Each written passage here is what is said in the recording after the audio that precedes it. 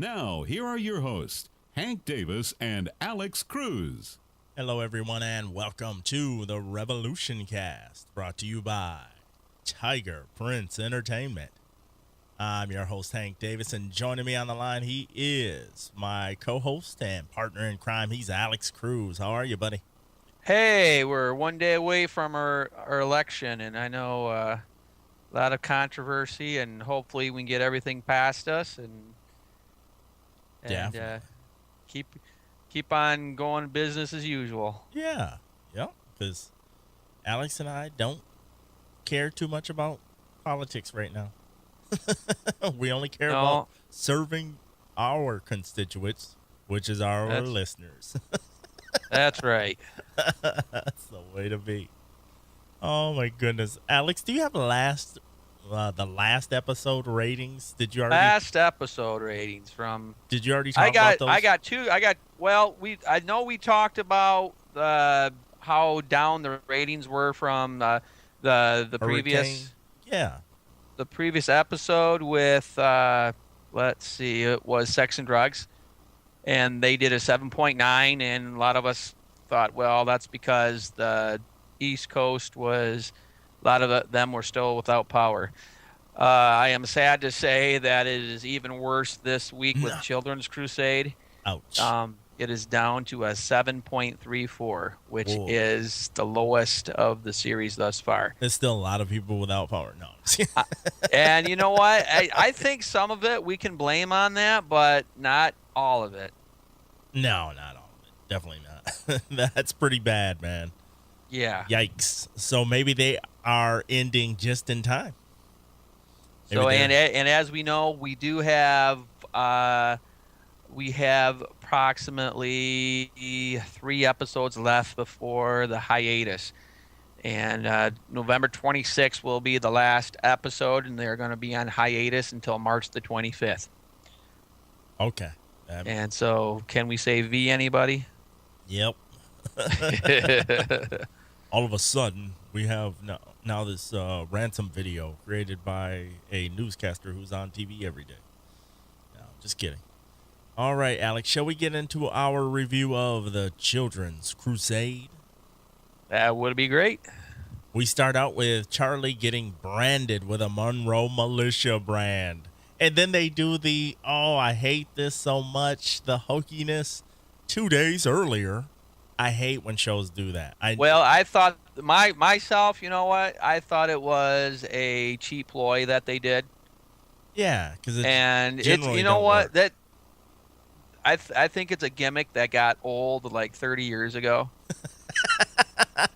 So I don't think they were too successful at it. No, because they're like, well, let's tell the story backwards and see if we can, make people really excited about that. And it's usually not gonna work. Yeah, it's like I think it was a cheap thing. So okay, let's get the viewers in by showing an exciting thing that happens near the end of the episode, and then flash back to where the beginning of the episode is and how they got there. That's a cheap writing ploy and terrible. Yeah, it was pretty bad. So Charles, Miles, Aaron, and a healthy Nora are watching a kid being taken by the militia. I think it was a bunch of kids, but they focus in on one kid, as they do on these types of shows. So Charlie seems like she's going to try something, but Miles stops her. Now, did you get the sense that when she seen this kid that she was thinking of her brother Danny? Throughout the whole thing, that's what the impression I got. She was thinking of her brother, and she's like, oh, we got to help him get his brother, because that's me right now, and I don't want anyone to feel like that or to go through that. Yeah.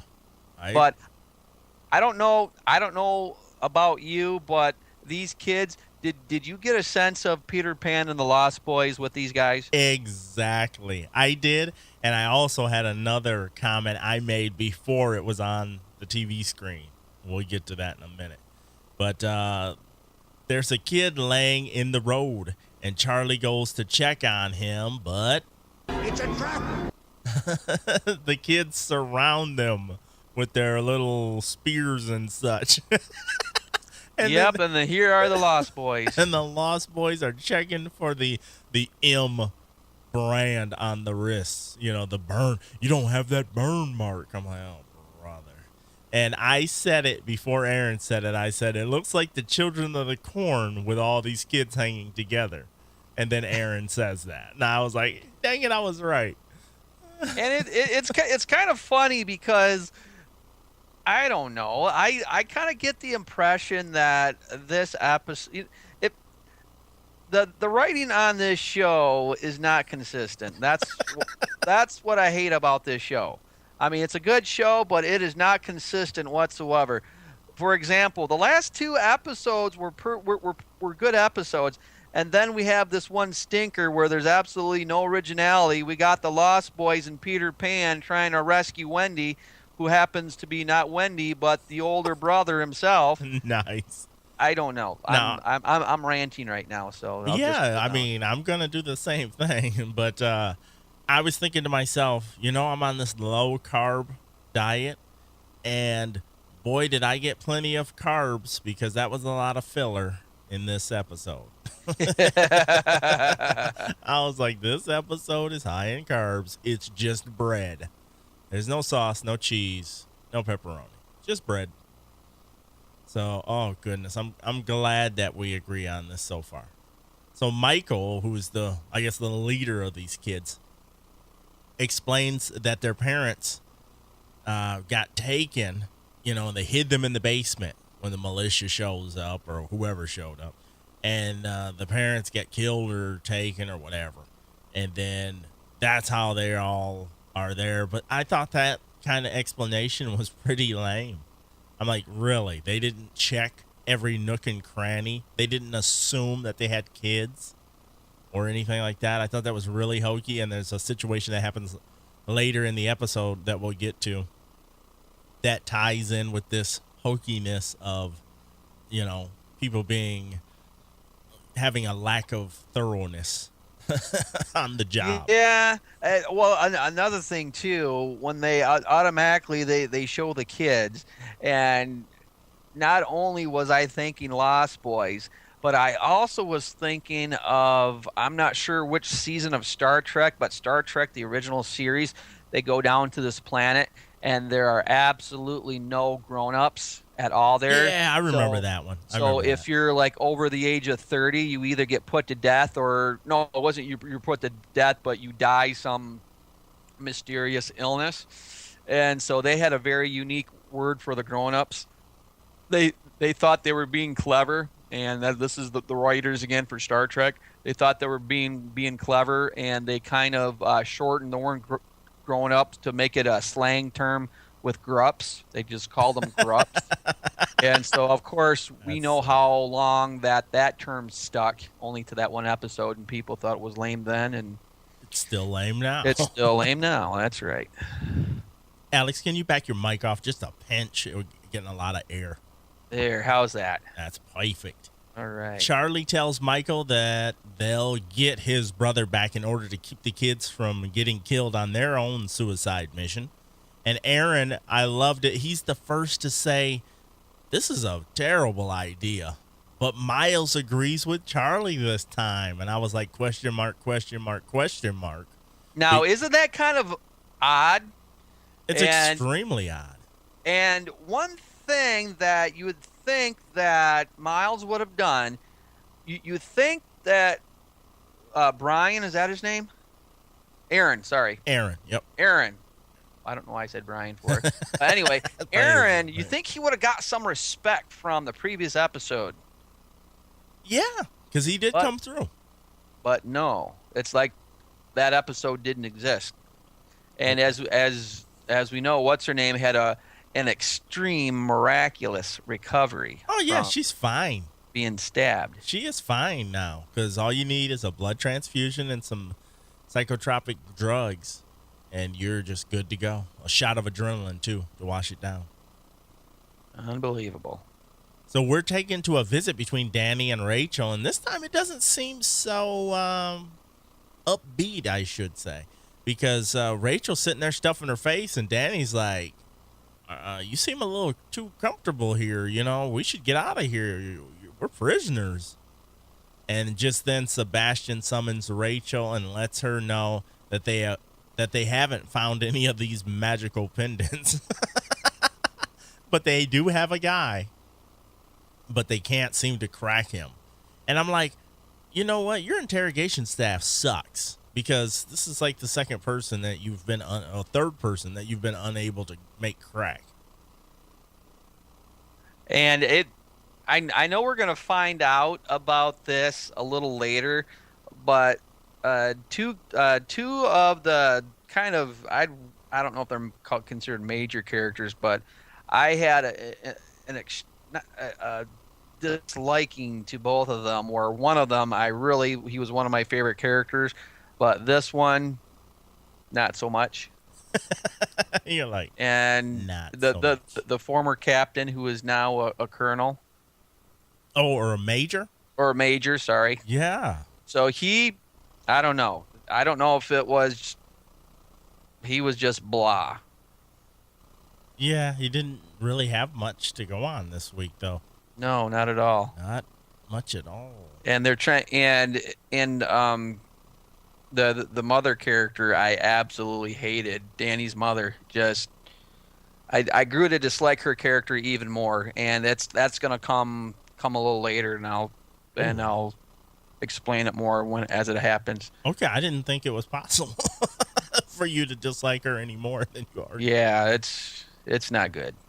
Now we get the old flashback from Rachel, and it's 3 years before the blackout, which kind of shocked me. I'm not gonna lie, because I was thinking like her flashback would be, maybe months before the blackout or something. But when they flash at 3 years, I was like, oh, wasn't expecting that. But I was expecting her to look exactly the same, and she did. Of course she did. So not only have they perfected how to make power go out, but they've perfected, just being timeless. Exactly. And the thing that saved this episode for me were the flashbacks. Yes. Because you did get to find out finally tons of information. And we find out that they're being overseen by some U.S. Department of Defense type person. Yeah. So now we're at a scene where Ben, Grace, and this Brad, who has been captured and won't break under interrogation, are talking to a guy from the Department of Defense and telling him about this power source that they tried to make. However, it just shuts off the power instead of actually creating renewable energy. So Rachel and Ben have a discussion about working with the Department of Defense, because this guy's like, ooh, how massive of a scale could you make this work on? You know what I mean? He's pretty excited about this.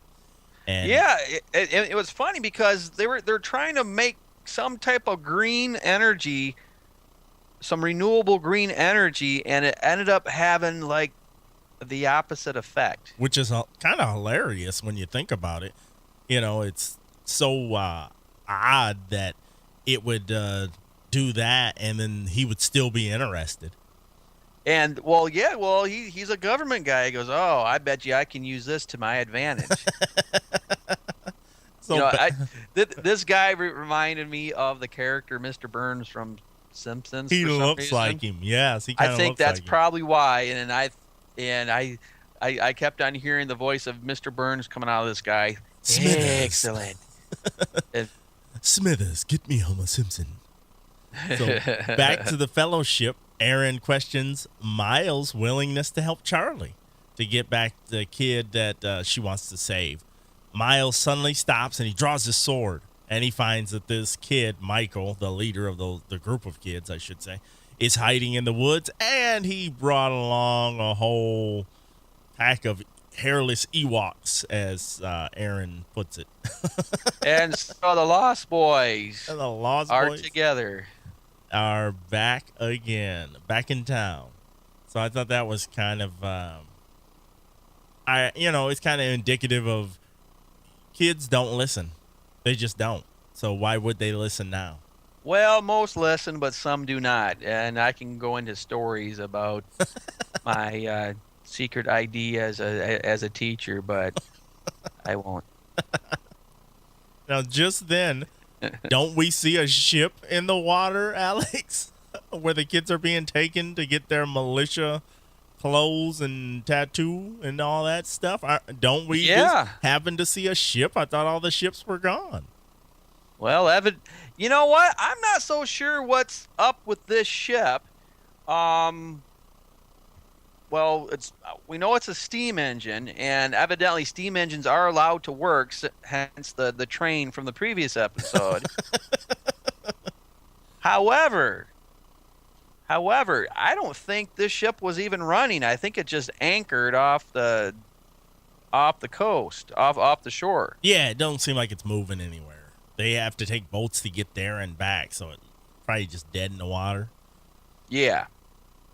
Now this and it's either that or they blew all the special effects the special effects budget from massive budget from a previous episode. Yeah, massive budget they used. Nora talks to one of the little kids while one of the other kids takes Aaron's pendant. And I was just like, okay, Aaron, all right. So Miles sees this pendant and then he noticed that Aaron gets nervous about it. But if you got this item, if this was supposed to be the most important item, in the world, according to Ben, why would you keep having it out and visible and stuff? Wouldn't you have it so hidden that Jason wouldn't have seen it, that Miles and this kid wouldn't have seen it? Wouldn't it be so guarded? So he's not being very discreet about it, is what he's. And yeah, if you were just dead set, like if you had something and you were dead set, like you couldn't tell me about it, would you just have it dangling around all the time? And I want to be dangling in front of everybody. Yeah, because everyone's gonna say, "Oh, what's that? What's that?" Well, that'd be the first thing somebody's gonna ask. Oh, that's my necklace. I'm just like, what? They're making him so inept that it's annoying because he's very smart. Right. But on one hand, they're saying this character's super smart, but he's not that smart if he does that. Yeah, and he does stupid stuff like that. So of course Miles is gonna ask him on it, and they have their little exchange right there. And Aaron's starting to buck up a lot more lately since his redeeming last week. So the Fellowship sees the ship in the water, and we find out that they brainwash their militia troops there. They go in, kids, and they come out soldiers. I was like, I'm so scared to get in there. Back to Rachel's flashback. She appears to be having some kind of trouble with the baby because she's like all sorts of pregnant. And she kind of collapses on the sidewalk. And then they flashes to her being in the hospital, and we find out that there's complications with baby Danny. So I'm like, uh-oh, this is an interesting turn in the story. I kind of wasn't expecting that. Yeah, so, you know what? And I did this character have asthma? Yes. Okay. Danny has asthma. I think that was revealed in probably both the first and second episodes that he has asthma, and I guarantee you that they're going to blame the asthma on this. That's on this pregnancy. Okay, because it was something about. Wasn't it something to do with the lung? It was something to do with the lungs. Where he was like, one of them wasn't developing or something. I don't know. Right, and I don't know. See, I thought that was kind of a cheap thing, too. Now, this next part had setup written all over it. So Brad is brought to the cells where Rachel is, and it looks like Rachel is playing a part. She says that there are rebel friends posing as guards who can get the pendant and keep it safe. And Brad's like, you know what? I don't think so. I think if nobody knows, that's the safest thing. He was way too smart for that play. And how convenient was that? You know, she just happens to be in a cell just right a little bit away from you, and you know, just no questions. Hey, where's that pendant at, by the way? Right, right. And you know what? This whole thing is what made me even dislike this character more. The lows she is willing to go. And that's not even the lowest, as we've come to find out. She gets even lower, which we'll reveal. And how low can you go is the name of this episode. Miles finally admits that he's at fault for the kids being taken and forced to join the militia. So now I thought this was kind of cool. This was a good part because he reluctantly lets Charlie get captured by the militia. Now, her plan was pretty silly. Just sitting on the side of the road like that, I was like, well, you'll get captured, but it's kind of silly. But I thought it was kind of cool. Miles took responsibility for this whole thing. This is all my fault, which to me explains, okay, this is why he's all in for this, because he wants to right a wrong that he did previously. But do you think that, honestly, they wouldn't have come up with this without him? Because it just seems like the next logical step. I need soldiers. Heck, I'll get some teens. By the time I train them, they'll be adults. Right. So it's just, you know what? You would think that this brainwashing would come to bite them in the hiney, because these kids, wouldn't they have some type of memory about their past lives, and then just possibly work together? Yeah. And overthrow. Therefore overthrow the Monroe folks. And see, I don't know. I guess I'm probably thinking too much into it. No, you're not. I mean, it's just an honest thought. Or wouldn't you just go through the training and pretend like you're going along with it, and then the first time you get sent out on a mission, wouldn't you just take off? It would make sense to me. I mean, I don't care if it's 5 years later.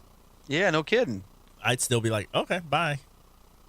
Nope, couldn't find him, and you won't find me now. Brad is taken to Rachel again, and this time she lays it out to him that, hey, they're going to kill you. And, hey, they also have my son and blah, blah, blah. Just then, Major Neville shows up with Brad's daughter, and all hell breaks loose. And like I said earlier, if you don't think she could sink any lower than she did previously, here she goes right here. And didn't Neville throw her under the bus? Like, making it seem like she was just totally in cahoots with them the whole time? Yeah. And, I mean, Brad is like, oh, I'm going to get you for this one. I'm going to get you for this one. And you know what? I don't blame him whatsoever. Me neither, because I would have been fired up. Oh, here's your daughter. Well, we wouldn't have known you had a daughter if it wasn't for her, so thanks, Rachel. Yeah, no kidding. I was like, oh, that's some douchery. So on the ship, Lieutenant Slotnick welcomes the kids to their brainwashing. Now he lets one kid think that he's free to leave. You're free to leave. No, I mean it. I'm serious. Go ahead. And then he gives him the beating of his life. He gave him the beating of his life, man. I was it was pretty intense. That was terrible. Terrible, terrible, terrible. And you kind of want to wondering what these kids were forcibly put on this ship to be one of them. What was going through their minds? Charlie starts a fight in order to get to the medical room. That's what I was guessing at the time, and I'm pretty much right. But back on shore, Miles is looking at the ship, and we're taken to Michael, Nora, Aaron, and the kids all talking. And I'm like, how come Aaron gets... Well, I guess we know why he gets the babysitting jobs all the time. But does he not seem like the most inept guard or supervisor you would ever come across? I would say so. It's like, uh-oh. But can we back up to Charlie really quick? Now, does it seem to me, or the last few episodes, she gets the crap beaten out of her? Yeah, she got punched in the face too. I was like, right, and that happened last episode too. And I'm not so sure that I'm really comfortable with that. No, I didn't like it at all. Because, I mean, these are some hard shots. She gets punched twice this time. Yeah. The militia guy punched her on when she got captured on purpose. And then this chunky kid punches her. You know, and why is he so chunky in this post-apocalyptic? I don't know. I think what happened was he snuck into a Twinkies factory. And as we know, Twinkies, you can store those. Those can about 30 years later, and they're still good. It's an interesting theory. Oh, my gosh. Oh, my goodness. That's awesome. Oh, love it. So Charlie is getting the old Hank Davis concussion test when the good doc gets a taste of his own knockout medicine, but she still gets caught nonetheless. So he's looking at her, and he's like, "Hey, follow my finger." I'm like, "Yep, all too familiar." So you're saying that was an accurate representation? It was a definite, perfect representation of someone who has been concussed. And then that doctor's like, "Well, this ought to help you nap." I'm like, "Why would you tell her that, you idiot?" Because you know she was going to fight back once you said that. And he didn't seem like he had too much going for him as far as being tough or anything. So you might as well put a red shirt on this guy right away. Yeah, just looking at him, I'm like, "Oh, I've got my key, the key you need, dangling from my hip. Look." I'm like, "Oh gosh," but she got caught regardless, so it doesn't matter. And then Miles just the next scene, he just, "Oh, she's 2 hours late. Something's wrong. Let's go." Yeah, and then notice how quickly they get on board after that. Yes. I'm like, okay, nobody hears your boat going through the water or sees it in advance or anything. Nothing. Yeah, it's just utterly amazing. Nothing. No resistance. Awesome. And Charlie's about to get that brand. And so now we come full circle from the first part. Yeah, yep. So we're back to the square one, so to speak. So on the ship, Miles and company make their attempt at boarding without passes, and Aaron is left to watch the kids.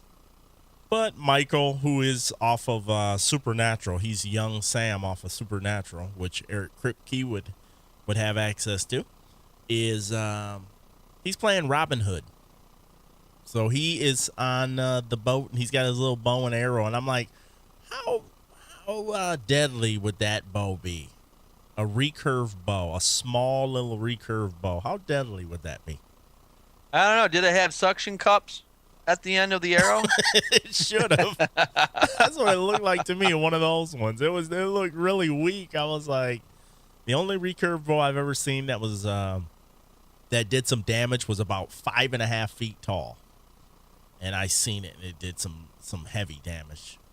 But I was like, man, that little big bow and arrow, no, I don't know. But Nora and Miles are slicing and dicing. They're kicking some butt. But back at kid camp, there's a noise upstairs. So Aaron blows out the candles, and the kids hide. Now, this is where the inept militia guys come into play again. So they're upstairs. "Hey, did you hear something down there?"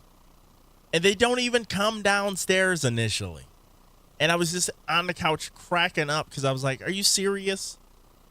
And I thought to myself, I said, "These guys remind me of stormtroopers from the Star Wars films." Oh, they're that bad or worse. Just no clue. Just, "Hey, I thought you said you heard something." I don't know. And I'm like, you're just right at the stairs. You just go to the top of the stairs and just look down. That's what you do. Yeah. Oh, gosh, pitiful. "I think there's a ghost down there. I'm not going down there. I'm not. You go down there. You go down there." And then there's only 2 of you? Really? So Miles and crew get stopped because Michael got caught. Oh, he sucks. So Aaron's pendant starts to go off again, and it lights up a lighthouse. I thought that was cool, how it lit up the lighthouse, Yeah, and everyone, and it was a really cool distraction too. Yeah. And so once again, Aaron pulls it off. However, this reveals that this pendant isn't really all that it seems to be. Yeah. And Miles is like, what's going on? What the heck is this? But why does this pendant only go off at certain times? Is there a day, week, month sequence in which it's going to go off and allow power to happen? I think what happens, it's very similar to a Green Lantern power ring. You have to will it to happen. Nice. I don't know. They all get decoder But rings. But I think that's a pretty good mystery right now. It is. Among the other mysteries. And I want to know, is it something to do with time-based, or does it have to be in proximity to something, or what is the deal? I've got to know. Just then, Miles uses that as an opportunity to attack, and then Charlie delivers the death blow to Lieutenant Slotnick. So she kills him. So this is she's got several kills under her belt now. Yeah, she's not messing around. The militia guys finally make it downstairs at the kids' hideout, and Aaron kills both of them. I was like, what? What just happened there? So, yeah, see, since the previous episode, he's gung-ho. He's Mr. Marine now. I'm like, Aaron's a bad butt. So back to Rachel. She's talking to Sebastian. He wants to know how the lights went off in the first place. I'm like, first you want to know how to get them back on. Now you want to know, well, how did they go out in the first place? It's like, isn't that irrelevant compared to you want them back on? Yeah. So back to another flashback. Mr. Flynn, the guy from the Department of Defense, talks to Rachel about her pregnancy. He says he can help her if she helps him. I was like, yeah, of course you know something about, somebody that can help with her baby, because we know he gets born. So Miles and crew make it back to the dock, and it's reunion time. Then Miles presses Aaron about how the lighthouse light came on. Like, Aaron, you got some explaining to do. And finally, Aaron spills the beans on this situation. Finally. Miles is upset at Aaron, but Charlie interrupts, and then he has to tell Charlie the exact same story too. And I'm like, you know what? Now, how are they going to feel about Aaron? Can you trust him? Do you feel like you could still trust him, or what's the deal on that? Yeah, it's now it's kind of like, you know what? Who can you trust anymore? Like, maybe Aaron really isn't all that he seems to be either. They could do a smear campaign ad. Aaron didn't tell us about the pendant. What else isn't he telling us about? Vote no on Aaron. No, but this was a great cliffhanger to me, my friend. I tell you what, I will give Revolution this. They have the best endings to their episodes to intrigue you to watch the next episode, in my opinion. More so than any other show that I've seen. So Grace gets a visit from Randall while she's in her cell. And Randall is Mr. Flynn from the DOD. And you know what? I thought this was kind of cool, because I assumed she was dead. And to see her alive, okay, that's cool. Okay, I didn't think she was going to be dead. I thought she was captured like she is. But, yeah, that's cool that you had a different take on that. Right. I just thought she was dead, so I was pleasantly surprised to see she was still around.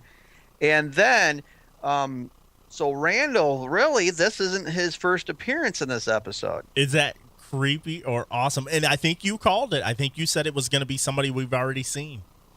Or we would see prior to something. Yeah. Something. I don't know how you worded it, but really, we didn't see Randall until, like, his full face until this episode. But now it makes sense. Now it makes perfect sense. And again, I thought this. I liked how they did that. Yeah, I loved it. But I was I was disappointed too, because I was kind of hoping that it was maybe it's like a brainwashed Ben or something.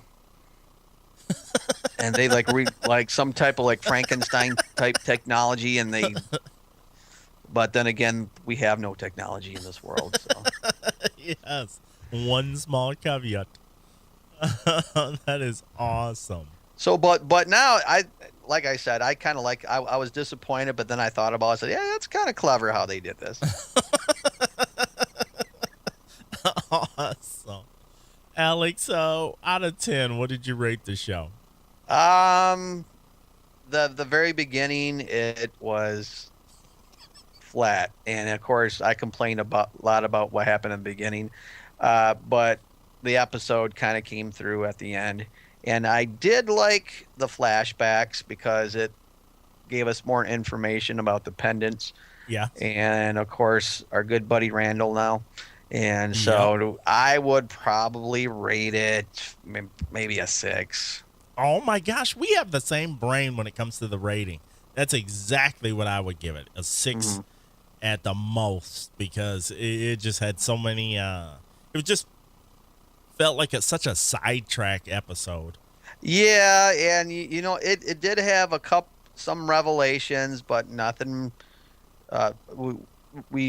It was revealed who Randall was, but other than that, it really was kind of a throwaway episode. I mean, heck, we got to meet the Lost Boys, and they were reunited with their leader. See, the only thing that was missing with this group of kids was I didn't hear any rooster cat calls or anything. I was disappointed with that. Nice. So the next episode is titled Ties That Bind. Nora runs into a close relative, forcing her to make a tough decision. A ruthless militia member tracks Miles. Charlie and the gang. Monroe gives Neville a stern warning. So what in the heck? We know that it's her sister. They say that on the television preview. So it's we gotta just wonder what's gonna be the tough decision she's gonna make. And then who is this ruthless militia member? Is that the guy that was interrogating people before and is gonna go out looking for the pendants, some of the pendants and such? Or could very well be. It sure as heck can't be. You know what? I can see Neville though turning face. Yeah, me too. I can see that, because at his core, he's going to be the Emperor, and he's going to be Darth Vader, and he's going to throw the Emperor down a shaft, down a big empty shaft. But Monroe gives Neville a stern warning. Wonder about what? Maybe about his son? Do you think? It could very well be. Yeah, I think that's going to be it. And so, and again, that's kind of funny that you made the Darth Vader reference, because who's his son? Luke Skywalker. Yes. See, it's there. He's going to protect his son. Yeah, that's where his loyalty is. Definitely. Yeah. His son ticked him off from the previous episode or so, but he's going to, in the end, his loyalty, no matter what, is going to be his son. We finally hear from James from Melbourne. Oh, good. So I can't wait to hear this. This is going to be good. That's why I was laughing a little bit earlier, because I was kind of skimming through it a little bit. He says, so what have we learned this week? Charlie is now officially more annoying than Lourdes from Fallen Skies. She's a human punching bag. That's what we learned. My 11-year-old daughter asked a really interesting question tonight. Dad, what the hell is this? To be honest, it stopped my brain for a second as I tried to both answer and contemplate the question at the same time. I would have got the soap bar ready if my daughter would have said that. Well, that's great. Whenever Miles says to Charlie that something is impossible, I know that within the next few minutes, I am going to be seeing that exact thing. Does Bradley win the stupid Mike Memorial Award? Survey says no. Way to go, Brad. Charlie is still reigning idiot. So a guy with a sword storms a ship and tries to rescue a girl who should grow up and save some lost boys? Is that sounding familiar to anyone? Oh. Wait a second. Is that a giant alligator I see? No, it's just another shark. get Miles the water skis. So I didn't see a preview for next week yet. Does it involve a puppet who wishes to be a real boy? Kind of like an executive producer who wishes to have talent. Well, Abrams, you hitched your wagon to the wrong star. Rules of the physical universe have changed. The black hole is the second largest sucking object known to man. J.J. Abrams is now number one. Oh! Oh, my goodness. That's unnecessary. I'm going to have to throw a penalty flag. You got to give me a second to find the penalty flag, though, Alex. Personal foul. Unnecessary roughness on that last comment. Automatic first down. Oh, my gosh. That is usually reserved for just the NFL fan podcast. Available on tpenetwork.com. But I had to throw that on James right there because, wow, he just hammered J.J. Abrams. Oh, my goodness. You know what? I'm sorry, but James, I tip my hat to you this week. You are dead on, my friend. Standing belly clap for James. We're going to have to give him the standing belly clap. Oh, that's amazing. And it's really funny because J.J. Abrams, when he's on, but when he's not, it's terrible. Yeah, why is he so hit or miss? I don't know. And you know what? This season of Revolution has been the exact same thing. Yes. Now, what was Super 8? Abrams' last movie that was out? Super 8? I think so. And one wonderful movie. I absolutely loved it. I loved it too. But then some of the TV things he's had on recently have been extreme misses. Other than Lost, wasn't there another one he did for ABC? Yes. Hang on, let me search it because I'm having trouble. What was the? I'm searching it right now. What's the one where the guy has to go help people that they know are going to be victims? What is that one called? Okay, here we go. So J.J. Abrams. Say it. If you say television credits. Here we go. So this is what. Person of interest. Is he on that one? Is his credit on that one? Okay, here we go. After Lost, he there was What About Brian? Again, that only lasted one episode. 6 Degrees, 1 season. Fringe, which is still going, so that's not a miss. Fringe casting with Wayne and Dan. You can check that out. Then he did Anatomy of Hope, which only got to the pilot phase, so that must have sucked. Yeah. And right now a lot of misses.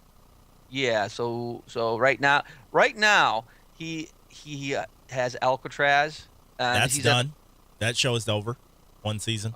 Okay, so I liked it though. 1 season and Undercovers. Never watched it. 1 season. Okay. So you're right. And so now let's see what he's done in the movie world. Like I said, he did Super 8. Yeah, he was an executive. He was a producer on Mission Impossible: Ghost Protocol. That did terrible. Financially. Yeah. Anyway. Which was kind of surprising. Very. Well, he did do Mission Impossible 3. I did enjoy that. Cloverfield. He was a producer of that. I did like that. I hated that movie. I hated it. I hate those freaking jiggly camera movies. I hate it. Well, I liked it because it was like a different take of. I mean, of course, the idea wasn't original because it was a kind of ripping off Blair Witch by having a giant Godzilla-like monster. But I really enjoyed his Star Trek. Yes, I did love that Star Trek movie too. Even though I tore that apart when that movie came out. So I would say it's fair to say there's been a lot more misses than hits. Okay. I would say that's fair for if you're looking at the overall body of work. Yeah. So I could just sit here, give me enough money, and I'll just sit here and throw spitballs at the wall until something sticks. But I'll tell you what, in regards to J.J. Abrams, though, when he's on, those misses, I think, are forgotten. Yeah. It's just people just remember him for his great successes, not for his epic failures. Because I'm gonna be honest with you, when his name got attached to this, my mind started going, just like Spielberg's name being attached to Falling Skies. Your mind just starts racing, like, ooh, this could be awesome. Yeah. And stuff, and then you start watching episodes, and you're like, yowza, maybe not. Maybe not always awesome. Maybe sometimes a little tough. Alex, anything else you want to talk about before we wrap it up? Nope. I know a lot of people have been asking me about the Disney Star Wars, the acquisition of Star Wars from Disney, and a lot of people are still excited about that. And so I'm still excited about that. Again, I think that's a great thing, and we're going to have a new Star Wars movie in a couple years. Yeah, more Muppets. I haven't heard any news yet on Falling Skies, but I'm going to say we're going to start hearing some more news in about a month or two. I know January for sure. I know they've already started adding cast members. I know that. Yeah. So that's going to be cool. So that's pretty exciting too. Yes. So it's and right now there's a lot of shows biting the dust that started this season. Yeah, you're right about that. And nothing surprising yet. Even though CBS is going to be getting rid of Vegas. Wow, already? Yeah, they think I think that's going to be going. Yeah. It didn't seem like it had too much hope to begin with. All right, then. I guess that's going to do it for us, Alex. All right. Folks, if you want to hit us up, you can do so in one of two ways. You can email us at tprfans@yahoo.com. That's tprfans@yahoo.com. Or you can hit us up on the voicemail line. That's +1 810-309 8445. +1 810-309 8445. Regular toll charges do apply. For Alex Cruz, I'm Hank Davis. Until next time, my friends, we're signing off. See ya. Tiger Prince Entertainment. There ain't nothing else like it.